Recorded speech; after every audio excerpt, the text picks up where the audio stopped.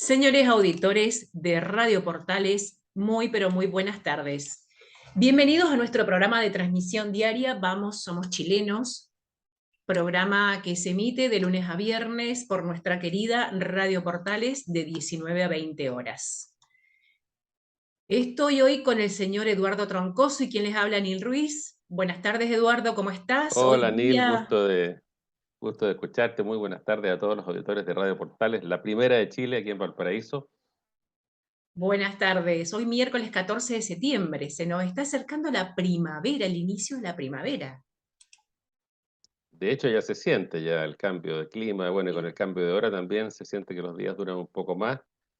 Está también amaneciendo, bueno, amaneció más tarde, por supuesto, pero se nota cada día que amanece un poquito más temprano, así que Sí, estamos teniendo más luz y eso es muy agradable.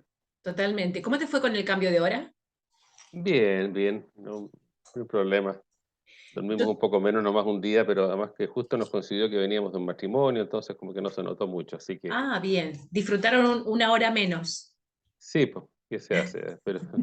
Pero bien, ¿no? Y mira, uno se acostumbra al final, si es cosa de disponerse, y nos encanta, tanto a mi señora como a mí nos encanta el poder tener luz hasta más tarde y poder estar, no sé, poder salir a la terraza, poder salir de alguna parte, volver y no estar a las 7 de la tarde con oscuridad. Ahora, yo debo aclarar, mucha gente tiene la sensación de que con el cambio de hora los días son más largos, y no es así.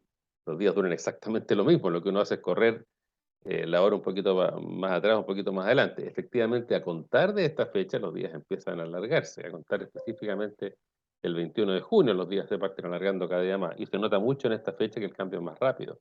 Sí. Eh, Lo malo es pero que nos acostamos más tarde y después a la sí, mañana nos arrepentimos de haber cometido ese error, ¿no? bueno, anoche me quedé viendo deportes en la tele hasta muy tarde, así que me costó levantarme, pero igual me levanto tempranito, salgo a caminar, hace muy bien, y aprovecho de rezar también en la mañana mientras camino, así que es un alimento físico y espiritual. Totalmente, totalmente. Y a mí no me fue tan bien con respecto del cambio de horario porque mi teléfono se le cambió la hora, no este fin de semana, sino la anterior. A mucha gente, sí. Claro, no solamente a mi teléfono, bueno, entonces tenía tres elementos que utilizo mucho, pues el computador, tenía un iPad y mi teléfono, y cada uno tenía una hora distinta. Realmente para mí fue caótico lo que fue el lunes y martes de la semana pasada, porque no sabía realmente dónde estaba parada, cómo te influye el hecho de tener un control de tu vida o más que nada de los horarios, porque si tú tienes programada una agenda, tienes distintas actividades o compromisos, y al sentirte sin ese apoyo, realmente te sientes en el aire. Es complicado. Yo no me despego de mi reloj de pulsera, que fue regalo de mi señora, así con mayor razón. Pero siempre he usado reloj de pulsera, que es a pila, y ese no cambia, no está conectado a nada más que mis ojos. Claro, Y el despertador que tengo hace más de 30 años, a pila, que la pila le dura como 10 años cada vez, y que no falla nunca, es fácil de manejar, puede ir conmigo a los viajes, es chiquitito y suena muy fuerte en la mañana y con eso me las arreglo sin problema. Rara vez uso el celular para despertarme, solamente cuando tengo alguna situación muy importante que pudiera quedarme dormido porque es una hora, cuando viajo y me levanto muy temprano, por sí. ejemplo, pongo el despertador además del celular, pero en el día a día funciono con mi despertador.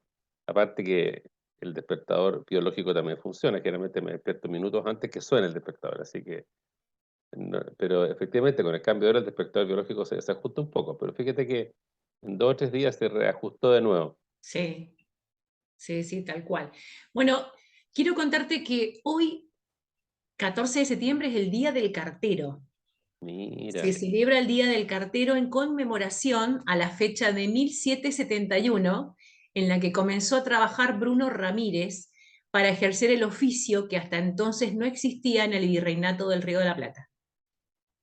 Y de ¿qué te allí parece? se comenzó a recordar o celebrar el Día del Cartero. Así que nuestras felicitaciones a todas las personas que ejercen esa tarea, ¿no? De recorrer nuestras casas llueva, esté nublado, esté muy caluroso, hayan muchos perros, porque los enemigos de los carteros son los perros que estén sueltos. Así que feliz día para ellos. Tú me comentabas que, bueno, Sí, también hay muchas empresas privadas que están trabajando y que prestan el servicio de entregas de paquetes y de sobres a domicilio. sí, yo no sé si se pueden llamar carteros a toda la gente que trabaja en delivery, pero sí, los que traen documentos tienen esa misma profesión. Así que un saludo grande a los carteros y también yo quiero destacar que Correos de Chile ha tenido una senda de transformación, se ha puesto a tono, hace muy buenas encomiendas, tanto nacionales como internacionales.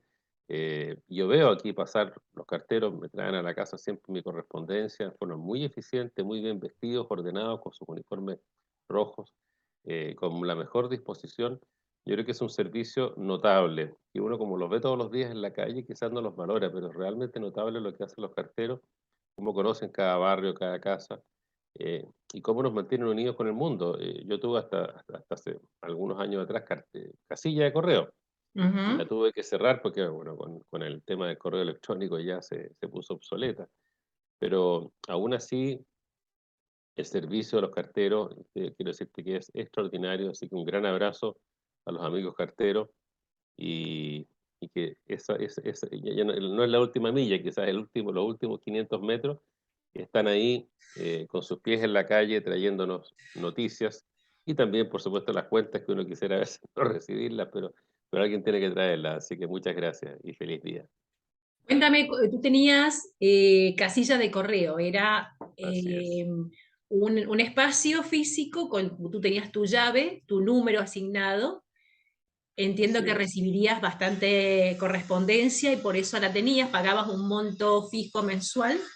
Era un monto muy bajo, tenía una carrera en Valparaíso, yo trabajaba en Valparaíso en mis tiempos de marino de servicio activo, Ujú, y como justamente por ser marino cambiaba de repartición, entonces la única forma de tener un domicilio estable era tener una casilla de correos, aparte que había ciertas normas que uno no debía recibir correspondencia particular en su repartición, tiene que ser en un domicilio particular, y tampoco era muy fijo, uno se cambiaba de casa con bastante frecuencia. Entonces, era una forma de tener un domicilio estable, e incluso para muchos servicios como suscripciones a revistas, funcionaban mejor con una casilla de correo que con un domicilio. Así que tuve mi casilla por años, tal como la tuvo mi padre toda su vida, en fin, era parte de una tradición familiar. La casilla 132 Valparaíso, no sé qué la tendrá ahora, pero si es que existe todavía, me imagino que sí. ujú. Mira, Pero era un muy buen servicio. Y como me quedaba la pasada siempre, pasaba todos los días y casi todos los días tenía alguna correspondencia, era bien activo. yo recuerdo, era chica, tenía el correo, el edificio a una cuadra de mi casa, y cuando tenía que enviar una carta iba al correo a llevarla, y me llamaba siempre la atención toda una pared con todas esas casillas, esos box que habían. Me llamaba mucho la atención eso, entonces, no sé, era como que se veía muy, muy simpático, muy visiblemente, era como un adorno de toda esa pared. Así que sí, creo que en algún momento, no sé si tuve acceso a alguna de ellas en algún momento. Sí, bueno, era una tradición y hoy día cada vez menos. Así que los carteros, una noble y sacrificada profesión. Tal cual. Bueno, vamos a adentrarnos un poquito en algunas noticias de nuestra región. Proyecto Las Salinas. Así es, Proyecto pues. Las Salinas, una noticia que está en primera plana de muchos diarios digitales. Hubo una decisión por parte del Consejo de Ministros de no autorizar el proyecto, pero sí de realizar un saneamiento en el sector. Sí, el proyecto en el fondo sigue adelante. Lo que se esperaba era que autorizaran el saneamiento, que era una condición para poder continuar el proyecto. Esto es una obra titánica. Ahí hubo por más de, no sé si 50 o 60 años, hubo estanques de combustible, de todo tipo de combustible. Entiendo que no debe haber ninguno, o sí. Estanques no queda ninguno, no. Ujú. Pero hubo, entonces, con el tiempo, tú comprenderás que con toda la operación, las cañerías, las válvulas que ven ahí, siempre hay alguna cantidad de petróleo que queda en el suelo. Sí. Hoy día eso no es así, hoy día las normas para control de derrames, y yo trabajo en eso, así que te lo puedo comentar, son tremendamente estrictas, pero en esa época que se cayeran 1000 litros al suelo era un incidente menor, daba lo mismo. Total, quedaba en el suelo, nadie lo iba a ver. Los estanques estaban rodeados de manchas de petróleo, las playas también. Entonces, pero donde están puestos los estanques en particular, hay una cantidad importante todavía en el suelo de petróleo que tiene que ser limpiada. Y eso Ujú. implica remover toda la tierra hasta cierta profundidad, pasarla por unos arneros, quemar el petróleo que queda remanente, porque es la única forma de separarlo. Es un trabajo tremendamente caro y complejo, y es un paso previo e indispensable e ineludible para hacer ahí el proyecto inmobiliario que la empresa Copec, que es la dueña del terreno, quiere hacer ahí. Y esto lleva, los estanques salieron hace por lo menos 30 años de ahí, hace mucho tiempo, pero ¿Eso no han podido subir a... fue una decisión del municipio de retirar la empresa de ahí o no? No, este es un tema que viene más a nivel gobierno central, con la empresa Copec y con las autoridades de energía fundamentalmente, por una presión de tener este terminal y su operación y los barcos lejos de una zona turística. Por eso es que se cambiaron a la Bahía Quintero, ahí está ahora el terminal de Copec, de hecho lo construyeron junto con Shell, fue una operación combinada, también estaban juntos con Shell aquí en Valparaíso. Ujú. Y hoy día funcionan, el terminal se llama TPI, Terminal Petrolero Sí. Internacional, porque recibe petróleo importado. Ya no operan con petróleo negro, que es el petróleo que más contaminaba, ya no lo reciben ahí, porque cada vez se usa menos ese petróleo. Se usaba mucho en generación eléctrica, y hoy día la generación eléctrica diésel ya está completamente fuera. Igual se usaba en calderas industriales, y hoy día las calderas industriales usan todas gas natural.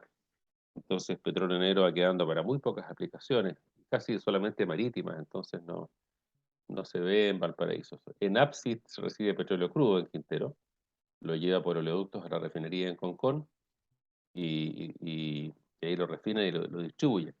Ujú. Así que Bien. eso es, entonces, estos estanques salieron, no recuerdo cuántos años, pero más de 30 con certeza. Y está ahí ese terreno botado esperando un destino. Ahora, evidentemente, el valor inmobiliario del terreno ha subido muchas veces desde que se fueron los estanques hasta ahora. En los Sí. años 70, Las Salinas era un lugar lejano, no era un lugar en que tú pensaras en comprar una casa. Recuerdo a mi hermano mayor que vivía en Viña, le ofrecieron unos departamentos en 14 Norte, dijo, no tan lejos, tan atrás mano. Yo vivía con el mall ahí, todo es el centro de Viña prácticamente. Ha cambiado mucho la fisonomía. Viña giraba en torno a la calle Valparaíso, la gente vivía hasta Ocho Norte, para allá eran industrias o almacenes, no era una zona residencial. Me acuerdo, estaba industria de licores, había incluso llegaba un trencito hasta Ocho Norte, o sea, era otra fisonomía. Y eso cambió bruscamente después de los años 80, en que se pobló toda la zona entre 8 Norte y 15 Norte, hoy que se llama Avenida Benidorm, creo que nadie sabe que se llama así, eh, y se llenó de edificios y las pocas casas que quedaban ahora son locales comerciales o restaurantes. Eso fue un cambio en términos históricos bastante joven. Entonces, por supuesto, el valor inmobiliario de Las Salinas creció. Bueno, después surgió Jardín del Mar, que también es de fines de los 70, donde vivimos nosotros, donde además acaba de ser elegida NIL para que seamos nuestros auditores como integrante de la Junta de Vecinos con una muy buena votación. Así que Gracias. felicitaciones por su compromiso con la comunidad. La Muchas gracias. democracia parte en las juntas de vecinos y eso cuesta valorarlo y apreciarlo. Así Sí. que gracias por tu dedicación al servicio público, Nil. Aparte, Muchis- bueno, de lo que haces aquí en la radio. Muchísimas Eh, gracias. así, Ya tuvimos un periodo de 4 años, así que ahora estamos en el segundo periodo y bueno, son así, desafíos permanentemente, ¿no? así es, pues. Así como te decía, el centro de gravedad inmobiliario se fue corriendo hacia el norte. Primero fue Jardín del Mar, después Bosques de Montemar, ahora está Mantagua. Entonces, por supuesto que el Salinas quedó el centro y por eso tiene un valor gigantesco hoy día. Y sí. eso es lo que se quiere COPEC, por supuesto, capitalizar, pero le va a ser muy difícil con toda la posición ambiental que hay. Y la posición ambiental es no porque se vayan a construir edificios o no. Cualquiera sea un proyecto que se desarrolle hoy día en cualquier ciudad de Chile va a tener oposición ambiental, entre comillas ambiental, porque no siempre es ambiental. Existe una corriente, como lo hemos comentado antes, que se opone a cualquier proyecto de cualquier naturaleza, sea bueno, malo, regular. Hoy día, derribar un proyecto por la vía judicial es considerado un trofeo por mucha gente. Así que no le va a ser fácil a COPEC, sin embargo, ahí están, siguen adelante. 19 Y torres quieren construir en la zona. sí, bueno, hay otros proyectos grandes. Aquí en la punta del cerro, Jardín del Mar, hay un proyecto de hacer, hay un edificio muy grande y el proyecto contempla 4 edificios más. Sí. Pero Así que bueno, el problema es, en ese lugar es como que hay un poco más de perspectiva en cuanto a terreno. Pero ahí 19 torres, entiendo que está planteado también la proyección de un parque. sí, es que son 14 y tantas, casi 15 hectáreas, un terreno grande, entonces se pueden hacer muchas cosas si se hace bien. El problema de fondo, más que el espacio y de las áreas verdes, que áreas verdes en Viña afortunadamente hay, es el tema del acceso y la circulación vial, y que hay un cuello de Claro. botella ahí todas las tardes, entonces se tranca. El nudo que se hace entre la avenida Jorge Montt, la avenida 15 Norte, San Martín y Libertad, que no es una obra vial importante ahí, ese nudo no se va a poder deshacer. Y después el nudo se repite más hacia el norte en Las Salinas, ¿verdad?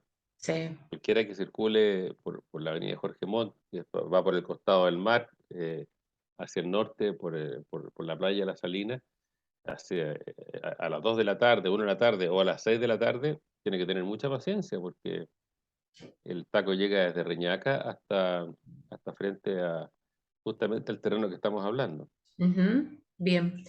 ¿Sabes qué? Me... Ayer estuve por Viña, por el centro de Viña, y me llamó poderosamente la atención la cantidad de vendedores ambulantes y de puestos que hay en la calle, en la vía pública, en la plaza, en los lugarcitos donde, en cualquier lugar. Sumándole a eso eh, las carpas que hay armadas.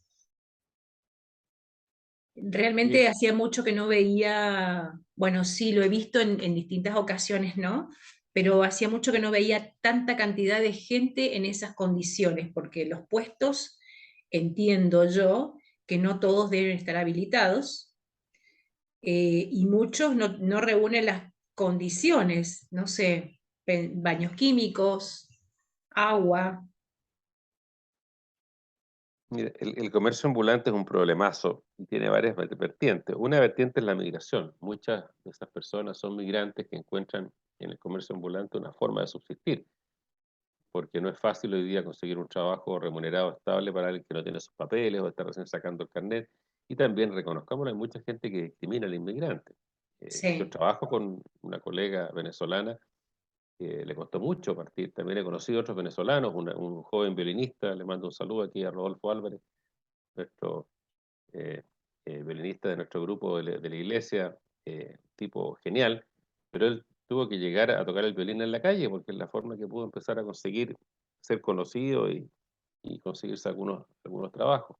Eh, Yo no estoy en desacuerdo con respecto de que tú tengas tu puesto, que tú puedas ofrecer tus productos o tus servicios. Yo lo que estoy en desacuerdo es el tema de la organización y la planificación, porque para todo esto hay que armar una logística en cuanto a lo que son principalmente servicios y más después de haber estado o estar en una pandemia ya pasada. Entonces son servicios de sanidad, de salubridad. bueno, claro, es que el problema es que el comercio ambulante tiene al menos 4 cosas que son muy malas. Primero, es ilegal. Es ilegal, salvo los que tengan permiso municipal, que son los menos. Claro, No, en el 95% de los casos no dan boleta, o sea, hay una evasión tributaria gigantesca que le hace un daño a la economía en lo macro y al comercio establecido en lo micro.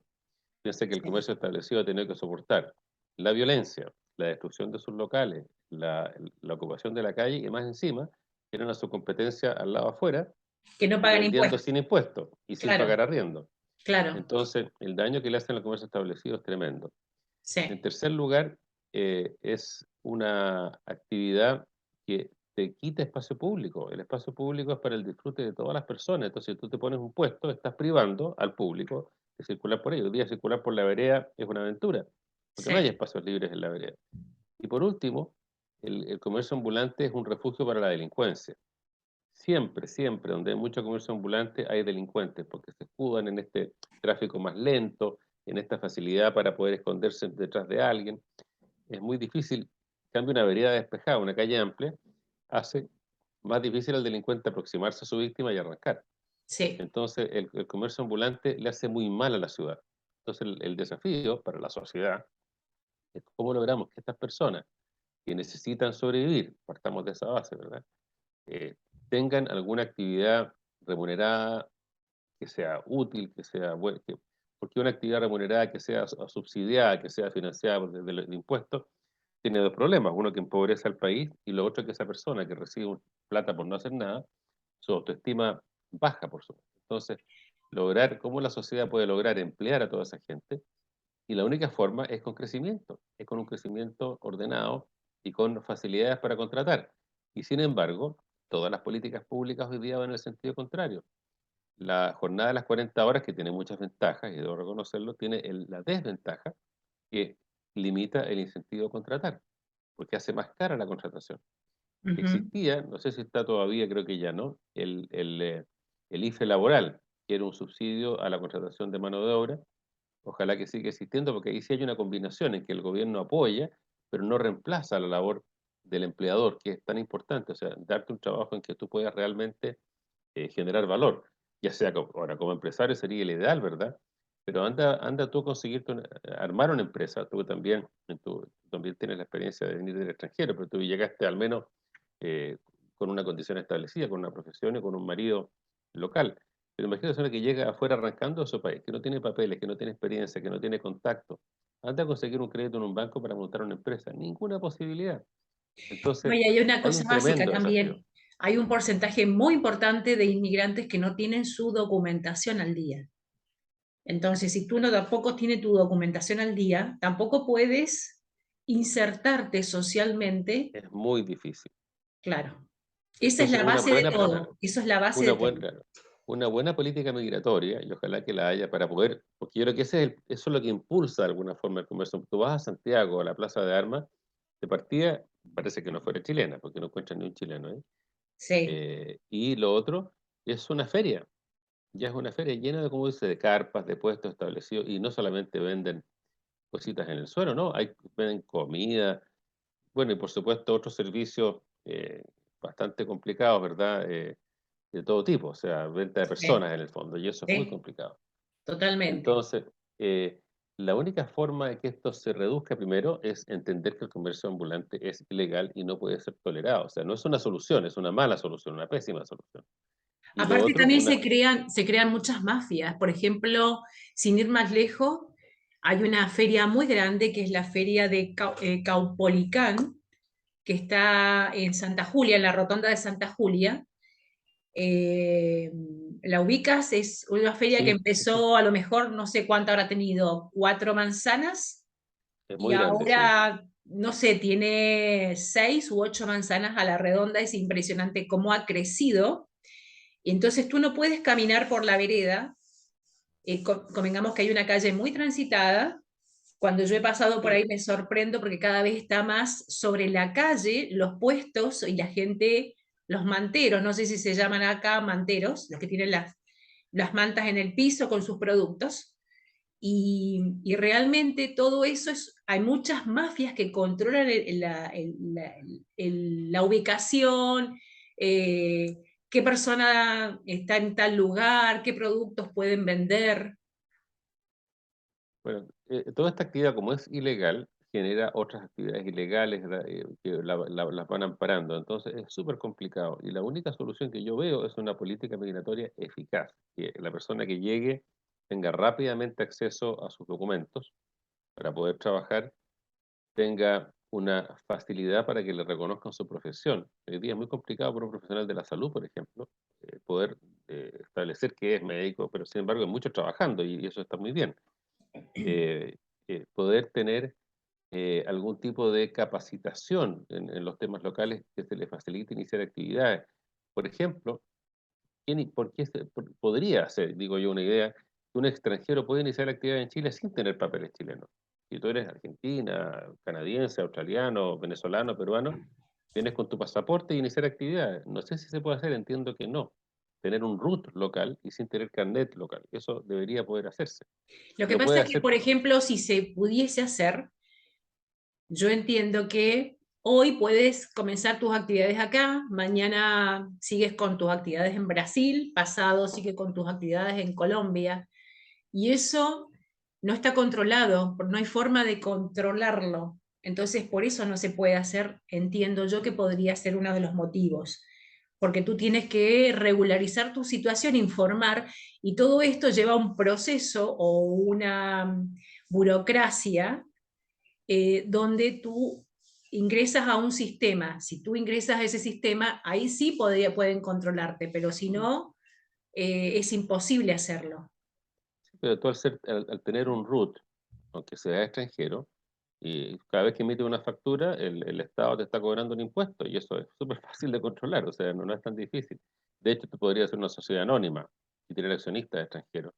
Eso es un tema que quizás valdría la pena, y se lo tiro a los políticos y a los expertos tributarios que estén escuchándonos, una muy buena forma quizás de poder absorber y poder incorporar a la agregación de valor. No se trata solamente de que tengan trabajo, sino que agreguen valor a todos estos inmigrantes que vienen en condiciones bastante sufridas, eh, que vienen a trabajar. Sí, hay tanto prejuicio en contra del inmigrante, que son todos delincuentes, que son violentos. Efectivamente, hay gente violenta entre los inmigrantes como los hay entre los propios nacionales. eh, y puede haberlo, y para eso está, por supuesto, la policía y están los tribunales, pero la gran mayoría de gente que viene escapando de una situación de apremio para buscar una posibilidad de sobrevivir con su familia. Entonces, si hubiera una forma de facilitar la inserción de estas personas al mercado laboral como trabajadores independientes, como trabajadores a contrata, como de alguna manera, como subcontratistas, de la forma que fuera, para que realmente terminar con estas cosas como el comercio ambulante, que tú partiste por ahí, ¿verdad? Que se nutren de toda esta gente que es un subempleo, una forma de sobrevivir. ¿Y quién le vende a los vendedores ambulantes? Son otras mafias también. Sí, Entonces, totalmente. el comercio ambulante es una actividad ilegal que nutre otras actividades ilegales que le hacen un daño tremendo a la ciudad, a la sociedad, a la economía y a la seguridad. Así Ah, que, hago un comentario breve y nos vamos porque se nos termina el tiempo. Me llamó también la atención el hecho de que también venden medicamentos en la calle, uf, medicamentos que para tú poder comprarlos necesitas una receta, no son de venta libre y estos medicamentos son vendidos en el comercio ambulante, lo cual es bastante increíble. complicado por la automedicación, por todas las consecuencias que pueden traer en un futuro a las personas que consumen ese tipo de medicamentos sin ningún tipo de control o asesoramiento por parte de un profesional, ¿no? Así es. Oye, y antes que cerremos, un saludo al Cinsano, que abrió después de 3 años cerrado, que lo pasaron muy mal y está nuevamente funcionando, un ícono de la bohemia porteña, un lugar sano donde se puede pasar bien, donde se canta, se toma en buena forma, se comparte. Así que qué bueno que esté reabierto y de nuevo disponible para la comunidad porteña, para los que les gusta el carrete. El Bar Cinsano es un muy buen lugar. Éxitos y que pueda volver a ser lo de antes, por supuesto, ¿sí? Bueno, Exactamente. nos vemos en unos breves minutos. Ok, Vamos a una pequeña pausa musical. Nos encontramos. Hasta nos luego. vemos.